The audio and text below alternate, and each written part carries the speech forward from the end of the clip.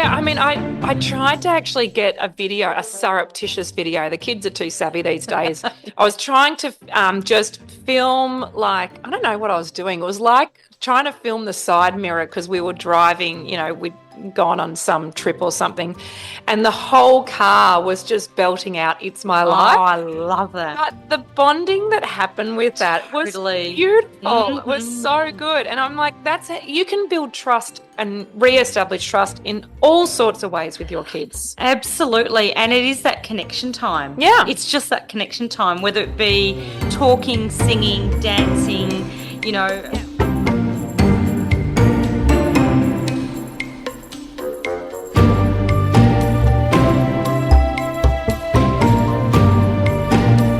Hello and welcome, Quantifolks, to another episode of Fark the Shoulds little sister podcast, Alchemising Education. I am Jodie from Quantum Mama. And I'm Kerry from Quantum Mama. Thanks for being with us. Yes.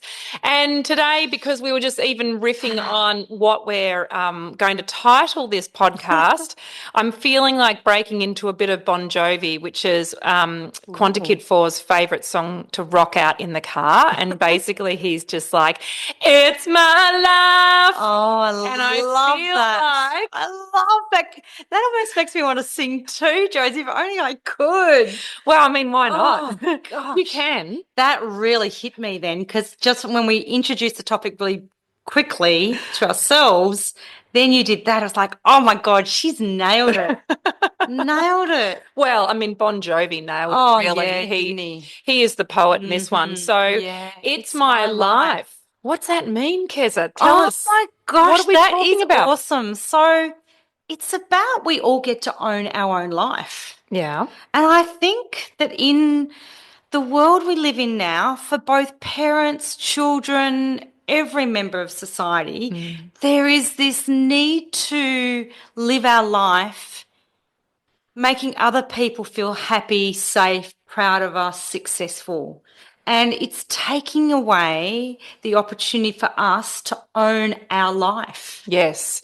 And when we relate it back to alchemizing education, we're also interested in talking about how our expectations as parents for our children can actually really throw our kids out, because if we do regard them as whole selves that are just pure love beings that have come in with their own set of instructions, with their own hopes and wishes for their own experience, even like at a subconscious or esoteric level, Yep. Mm-hmm. then when we put a lot of pressure on what we want for them, which is with the best intentions, Absolutely. it can not be congruent with what their heart life and soul purpose. is saying. Mm-hmm. Absolutely. And it throws them, as you said, it really confuses them. They get these feelings within them of there's something not right. And then that goes to there's something not right with me, rather than looking at, or rather than actually realizing that it's the world around them that doesn't see their beauty. Yes. And therefore they get taken away from following their own life path as well.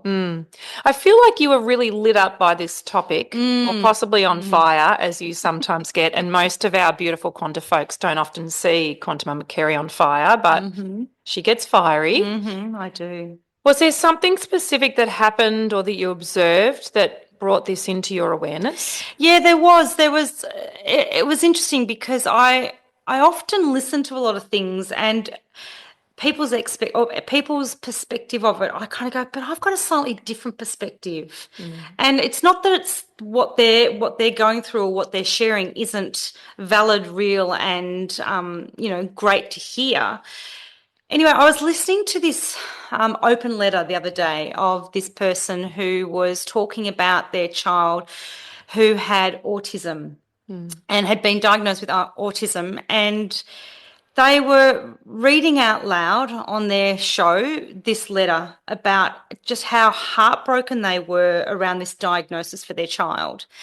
And I was listening to it, and of course I could feel their pain and their distress and all the rest of it, but it made me just sort of realise that we have such expectations on our child's life and where we want them to be, or where we think we want our child to be. And when a curveball gets thrown into the picture, which is happening all the time, Yes. as parents, we suddenly own that as a pain or as a disappointment or as a failing. Yes. And it's kind of like, when I was talking to another mum the other day about her autistic boy, and I sort of was talking about, where does all this come from, and what purpose does it serve in humanity? And she basically said that she feels that these kids who are different are here to teach us something. Yeah. And they're here to break down what's not working in society. Yes. And I thought, oh, that is gold. Yes. Because I feel like we have a society which expects kids to fit into what society wants. Yes. Now, whoever it is that's driving that in society, let's not go there. But you kind of think that's not fair on these kids. Yeah. And humans will evolve as humans are meant to evolve, as do animals and all the other beautiful creatures on this planet. And I think we've become unbalanced. And the focus is on what makes society look good, and maybe parents are worried about what makes them look good as parents, and are they doing the right thing, and are they successful? And we're forgetting about the kids and what they want and what they're here to do. So that's sort of, it came from those two conversations, or those two things that I was part of. And yeah, it just made me think we've just got to listen to these kids. These kids have wisdom around how we're meant to evolve, and the fact that society is actually not serving them.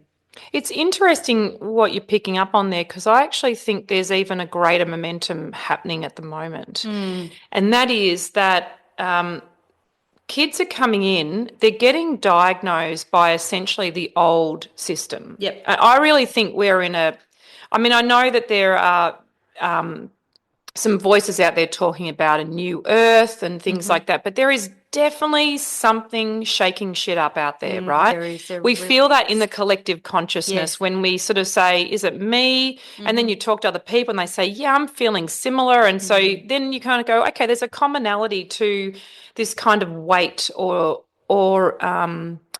like density that you can feel is moving in some way, and we don't understand it. And so I wonder if, like, what I notice with kids is that we diagnose them, we as a society diagnose them for our own comfort, for our own understanding, for our own resourcing, and for our own needs for permission, right? For, say, needing help and things like that, right? Or needing an excuse so you don't feel like a parent fail. Yeah. So all that's going on. But these kids, unless they are in a particularly susceptible space, actually just kind of are like ducks. It doesn't stick to them. Like, they have their diagnoses. It seems to be that it's only if they're entrained to embody the label they're gifted that they actually show up in that space. But I see these kids that are labelled as ADHD, autistic, whatever, right? And there's a whole host of reasons as to why that might be the case. It might be that that's their unique expression.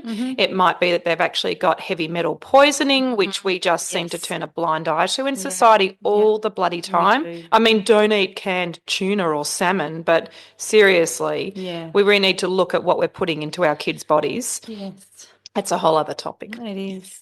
But I just wonder, because these kids actually seem to be impervious to it. They're kind of like just doing their thing and then kind of confused when society doesn't embrace who they are. You know, like they get into trouble at school because they're naughty and disruptive. No one, again, is looking at the fish tank that probably needs a clean or a filter. You know, they're just looking at the fish and trying to make the fish work in that environment. And so I think that there's a lot of what's going on. This consternation seems to be for the parents. Totally. Because all of the framework that we were raised with is dismantling, and we don't have a language for it until we hear someone say it and you go, holy shit, that's exactly what's happening. Like, all the things that I have been told to count on are no longer available for me. And so what is coming through the cracks? You know, I think about the cracked concrete and the plant that's Yeah. pushing its way through, Yes. right? Just So wants to see the light. that's right. So what is the emergence that's coming through for you when you see these things not fitting? And rather than keep working on our old programs, like as parents, how can we then embrace what's in front of us and perhaps not put so much pressure on ourselves and everything else around us? Yeah, I think we do put the pressure on ourselves, but we then also put the pressure on our kids to fit in. Sure do. And that's where I think the pain point is for our kids, Yep. is that we have this feeling that we're uncomfortable and that maybe we're feeling like we're not succeeding Yep. or that we're letting our kids down or that we're not giving them all the opportunities that they deserve or that we want for them. And because we're uncomfortable, we're asking more of our kids. Yes. And that is really, it can be very damaging. Yes. It can be very damaging to their sense of self, to even trying to connect into what their purpose might be or what they like to do. Like maybe they like to do things that are different to what you like to do or what you think would be good for them. And so therefore they then shut that down, they push it aside, they decide, oh, maybe that's not the right thing for me. I better do something. I better do what mum's suggesting or dad's suggesting or auntie or teachers or whoever in their life. Which is not reflective of their inner truth. Correct. Correct. And that's making the other person feel comfortable.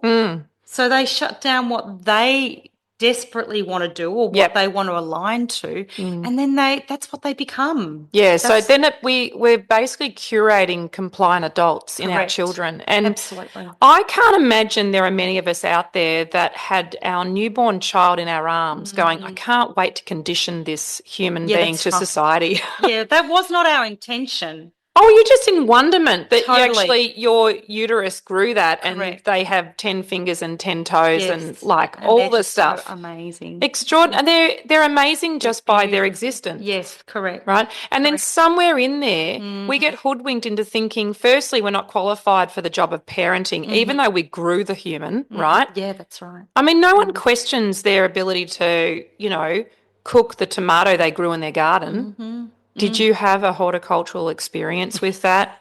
Do you have a permaculture background? That's so true. I mean, do you have any qualifications for that stuff? But for some reason, parenting is like, it goes to the jugular, doesn't it? And we are constantly being told we need external things in order to parent, in order to birth, in order to parent. There was something interesting that came up through that, and of course it's disappeared into the ether. Must have been that tomato. Damn it.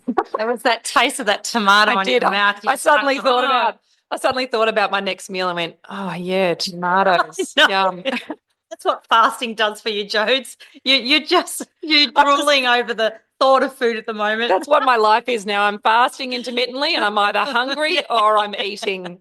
Or hangry. Yeah, more hangry. That's right. That's like that small window of transition. Oh my goodness, it's so funny. Oh my gosh, we've gone right off track.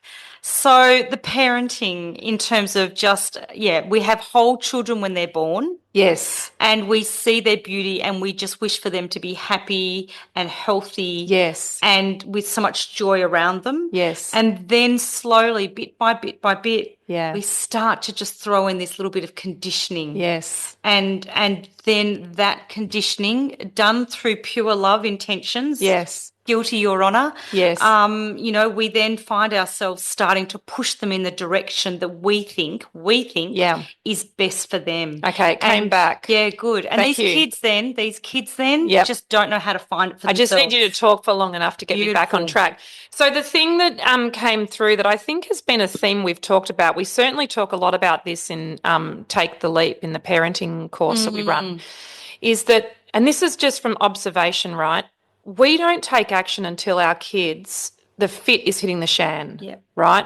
So it's getting seriously ugly out there and we have a child that's misbehaving, perhaps now needs medication as in pharmaceuticals, perhaps is having trouble at school or is doing this very destructive behaviour, whether it's either self-harming or they're doing destructive behaviour with friends and just low vibe stuff that is so out of context of what that baby was like in your arms, right? Yeah. The thing is that we wait till then and then we want our kids to listen to us as we try and as we become aware of reconditioning them back to their whole self and Yes. listening to themselves. Yes. And at that point, we have eroded trust with that Yes. relationship. And that's what I see happening time and time again is that parents are at their wits' end going, how on earth do I reach my child? You need to reestablish trust. And it doesn't get to be on your terms, it gets to be on your kids' terms. So if that takes 6 months of consistently showing up, then it takes 6 months. Maybe it takes less time. Maybe you say something and you've got a kid that's receptive to the fact that you are coming from that pure intention space of, okay, I see that we needed to look at the fish tank and not the fish. I got it now. Soz. Bit of a parenting fail there, had a misstep, let's regroup. And some kids will come round, but some will take time. And they need to re-establish trust in their parents. They then need to re-establish trust in society at large, by which they were conditioned away from their truth. Yes.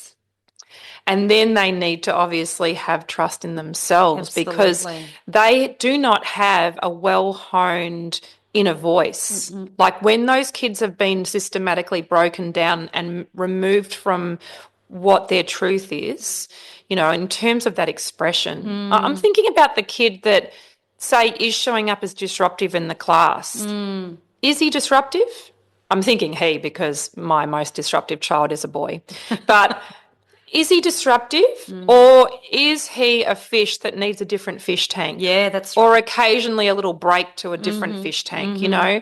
Is the environment that he's in, which is predominantly education in school, right? So in the institution, is that meeting his needs? And can it be tweaked in some way? I'm not saying everyone needs to homeschool. No. But I'll tell you right now, we just keep trying to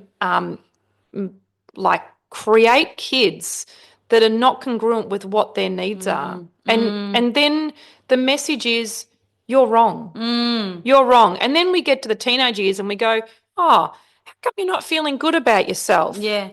Yeah. How come we don't have a good relationship where you can trust me to come and say something or talk about issues that are concerning you as you grow up? Instead, they go to friends who may not be, and not necessarily not qualified, but just not experienced to know how to deal with those issues. And then they look, as you said before, to things outside of their family. Yes. So it is about understanding the impact of these things on your relationship with your child and where it starts to break down, or what are the things that are taking them away from, or taking you both away, distracting both parent and child away from building a relationship of trust. It is interesting that it would feel, I imagine, just overwhelming as a parent going, well, where the F do I start? Yeah, totally. But I have to say, some of the small practices we have done in our house, which have become apparent as being very effective, is that I make an effort to engage with my kids. So one of the things I've done is I've made an effort to find out what their love language is, because I really like Gary Chapman's info on that. I think, I don't want to put people in boxes, but I think actually it's nice insight. It's great insight. And there are 5 key ways to actually create bonds of affection. So even if it's not quite right, you'll garner something by making an effort to either spend intentional time with your child, to use touch in a loving way. Perhaps they prefer gifts, perhaps they prefer services, as in things done for them. And then there's the love languages. The words of affirmation. And the words of affirmation, thank you, because then I normally say, and then there's the 5th one. Words of affirmation. I always get 4 out of 5. I'm like 80%'s a pass mark. It is. Words of affirmation. So that confirmation that in fact, so whatever that might be, it's not about blowing smoke up their derriere. It's about speaking honestly and truthfully. Even if you've got nothing else in that moment, there might be something you can find. But I make an effort just to engage with my kids, because I think that even at 5 minutes, it makes a difference. Yes. Just checking in with them. makes a difference. So Yes, that's something that you can add to your day absolutely. just as a way to, if you're not rebuilding trust, you're strengthening it. Yes. And it can also, the thing I think about, 5 minutes in the day is it's actually what we need to be aware of is when it suits them. Yeah. Again, it's all, parents have become very good. And again, I'm guilty, whereby you kind of go, well, this suits me better at this time of day because I'm more switched on or I'm more available. But what I also learned to realize is that there's actually a time that's better for them. Yes. So where is it that you get that really beautiful connection time? And it only has to really be 5-10 minutes sometimes Yeah, if it's the days enough. are full, Yeah. but enough for them to know Mm, that you are giving mm, them time mm, mm, when they want it. Because I remember mm. when the kids were younger and it's like, I'm usually done after 8 o'clock. I am not a night person. Yeah, I used to And clock off too. and and they would always say, "Come and read me a book." And I used to love reading the books. That wasn't a Mm, problem. mm. But then they'd want to talk. Yeah. And I remember thinking, okay, this is their best time. But Mm. I had to really, Yeah.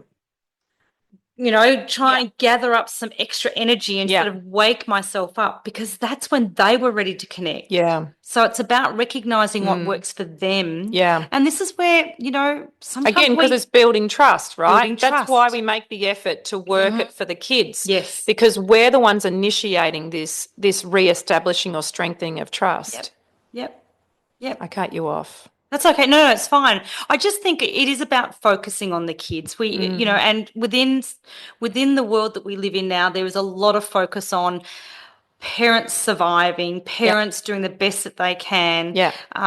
being really busy with trying to juggle so many things that the kids are Parents doing the just, best that they can is actually an undermining statement anyway. yeah. It Mm-hmm. just is. Like, Mm, if we said parents are the experts of their children, that feels very different to parents doing the best, which is yes, true. essentially someone, again, Someone the else. Yeah. imposter Mm-hmm. syndrome of Yes. being in there Yes. going unqualified but Yes. doing it. Mm, I mean, if you're the one that grew the human, you could yeah. probably claim rights to being the expert in the So human, true. couldn't you? Yeah, So, absolutely.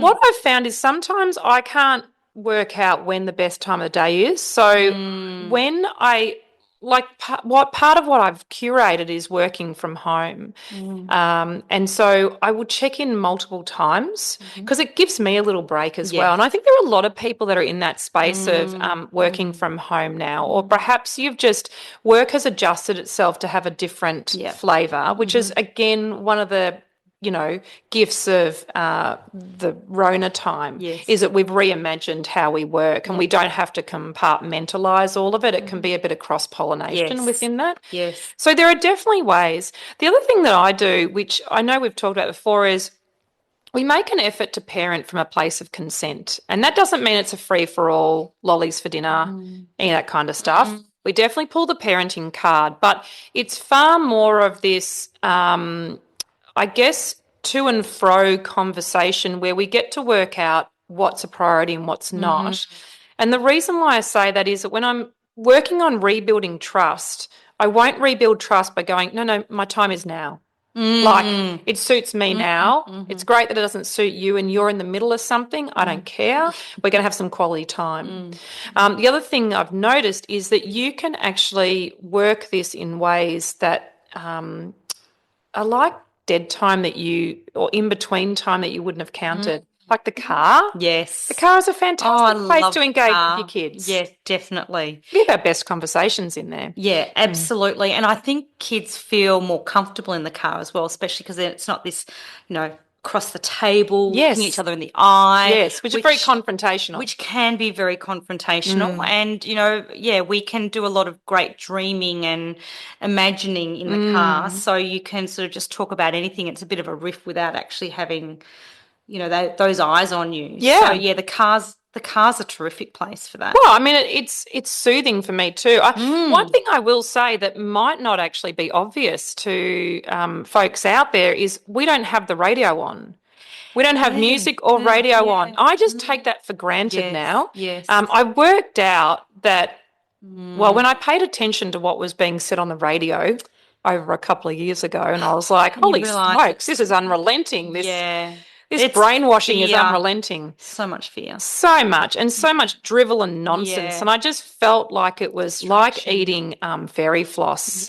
It Yeah. kind of looks good, but as soon as you put it in your mouth, you're like, this is a terrible idea. It's definitely not good for me, and I don't feel sated. No, there's a lot of distraction, a lot of noise, isn't there? Sure And I is. think as we know, we love a little bit of silence time. Yeah. So, teaching, there's a lot in that, whether it be with the kids in the car and just sitting Yes. in silence and staring out the window. God, Yes. I used to love doing that with a kid. Yeah. And I know, one of yours is Yeah. very much like that. Yeah. When she gets into the car, she just loves to sit there and she goes off to dream Yeah. fantasy land and Sure, she's got even a mechanism of putting sunglasses on at yeah, night where she said it makes it all dark and I get to go into my yeah. imagination. I was like, I could not have ever come up with that as a suggestion. Like, No. what a brilliant way Yes. to hack into her. And she just loves it. And then she Mm, goes from there. That's her springboard for actually hmm. writing her book, Yes. Yes. which apparently she's writing at some Yes. point. I'll get to read it. Maybe I'll get to buy a copy. I think that's how that's going to go.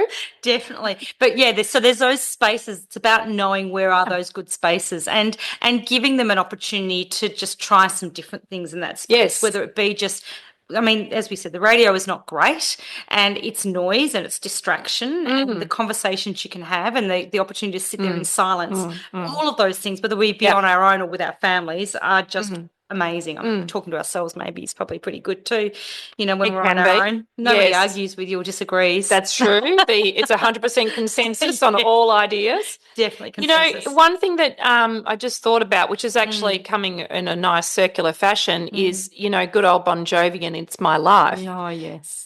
Is that one of the things that we have done to re-establish trust and just build that connection with our kids is when they do want music, we'll only play it from a source rather than the radio, right? Hmm. So, so you're using one of your streaming apps, and then the kids all get to choose songs to cue in there, right? So there's a bit of a Hmm. collaboration effort, a Hmm. bit of coordination Mm. and sharing. But then the other thing is that we tend to sing as a family, Oh, I which is love very Von that. Trapp of us. I love it. I just snorted. Going to take it on the road. I love it. But yeah, I mean, I tried to actually get a video, a surreptitious video. The kids are too savvy these days. I was trying to just film, like, I don't know what I was doing. It was like trying to film the side mirror because we were driving, we'd gone on some trip or something, and the whole car was just belting out It's My Oh, Life. I love that. But the bonding that happened with that was Totally. beautiful. It was so Hmm. good. And I'm like, that's it. You can build trust and re-establish trust in all sorts of ways with your kids. Absolutely. And it is that connection time. Yeah. It's just that connection time, whether it be talking, singing, dancing, Yeah. cooking. Yes, cooking is another Cooking's great one. It's a fabulous one because you just get to hear what they love doing Yeah. and you get an opportunity to just listen Yes. and tune in. So I think, what we really want most for our kids is to know who they are Yes. and to know what they want Yes. and When to it know boils what. down to it, Oh, yes. absolutely. Yes. Because otherwise, life is a struggle. Yeah. It can be tough. Yeah. And money does not make people happy. It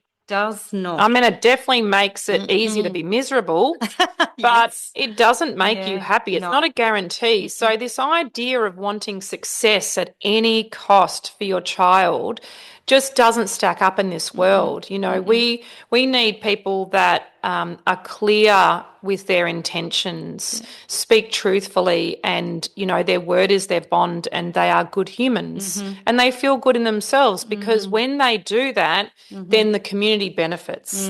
They're Totally. not in lack. They're not looking for someone to prop them up. They get to contribute in a meaningful way. And that's what we need going forward in our society. And I think when you used the word before, collaboration, that is so powerful. Yeah. Because when we teach our kids collaboration, they then go out into the communities that they form and they learn to do that again with their own communities and show that that's the way forward. That's what brings us joy. Yeah, absolutely. That's what brings us connection. Yeah, it's beautiful. So yeah, collaboration is another really big one. So we don't have to make all the decisions for the kids. And I had a conversation the other day with my daughter who were just talking about where parents sort of step in and start taking control over their kids. Yeah. And, she's got so much wisdom to share as well. But as a 20-year-old, she said, oh, yeah, it really depends on the child. Like, it's not even age prescriptive. Like, Yes. just because they're 14, they can still actually be in a place where they can make their own decisions. But we sometimes think as parents that, we're the parent, they're only a 14-year-old, so we make the decisions for them. And it really does depend on the child. It depends on the personality, depends on their position, and depends on what you're trying to gift them as a lesson in life. Yeah. There are some things you can actually let them take control over and go, you know what, you got this, kid. Yep. You make the decision. Yep. You find out what it feels like. Yeah. And we invest that trust. And that comes back to the trust, is that they then know that they're being trusted with that decision, because that then gives them power for life beyond the family home. That's right. And I'm even okay, if you use the example of climbing up a tree, I'm okay with them falling down. I do not want them hurt, but I also accept the fact that what is the point of having a life that is lived through someone else's decision making? Correct. Like, the kids are not here for that. They're here for the balls and all. Yep. They want to have scraps. Yep. They want to find out about physics. They want to understand boundaries. They want to understand boundaries. They actually want to find out about all the edges and all those things, so that they can actually, make informed decision making going forward. And every time we arrest that from them, we deprive them of their own experience. Absolutely. Because then when do they get to do that confidently, trusting in themselves when they do leave the family home? Well, baby bird leaves the home and makes big decisions that you're like, why do they make that decision? It's like, because they've never exercised their own decision making. So if your kids are under 18, empower them to make their own decisions and be prepared to hold space if it, goes tits up, because they need that as well. And, sometimes it helps to talk it through, and sometimes they just are ready to, they're a bull at the gates and they want to have a crack, and you need to let them find out. And that's okay as well. And sometimes they succeed. Yes. And they defy our expectations of what we think was going to happen. Correct. And that's why not stepping in their way is so important. Yeah. Give them that power, help them build that resilience, help them find that truth and the trust and the intuition within themselves. That's what we're here to do. Aho, sister. Aho. Beautiful Quantifolks. Another scintillating conversation with this wise woman. How lucky are we? Oh, we love it. We love it. And we hope that these conversations really resonate for you as much as they do for us, because we see that there's a lot of gold in some of these messages that we hope that some parent or whoever's listening in can just go, yeah, let's just keep that in mind, and let's just keep being there and turning up for our children. And they are gifted from our heart with no expectation of reciprocity. So if it doesn't resonate, no worries. Move on, leave it. Maybe it's someone else. Yes. It's completely fine. It's not prescriptive. No. But these things must be talked about, because our kids are here for the new times, and it is our job to drop the shit and invest in them and what the vision is with them, so that we can move out of this place of control and corralling that seems to happen, that we have been so conditioned to, that we then have to get to our 40s and 50s and go on retreats to unlearn. I mean, seriously. Retreats are great, but seriously, let's put them out of business. Well, there's cheaper ways of doing it, surely. Like just learn from the start and do that. Totally. Beautiful Quantifolk, a joy to be with you. Until next time, stay well. See you soon. Hey, Quantifolks. The conversations that we have about alchemising education are underpinned by our amazing Take the Leap course for parents, which is all about deschooling the parents. If you're keen to deep dive more, then check out the quantummama.com website and find the Take the Leap course. This course is beautiful because it will give you an opportunity to examine where your programs are, where you're creating limiting beliefs and expectations for your child, and it ultimately frees you to be the best advocate for your child that you can be. And that's all of us can ever want for our children, just to love, nurture and watch them become the most incredible individuals that we already know them to be. So more info, head to quantummama.com.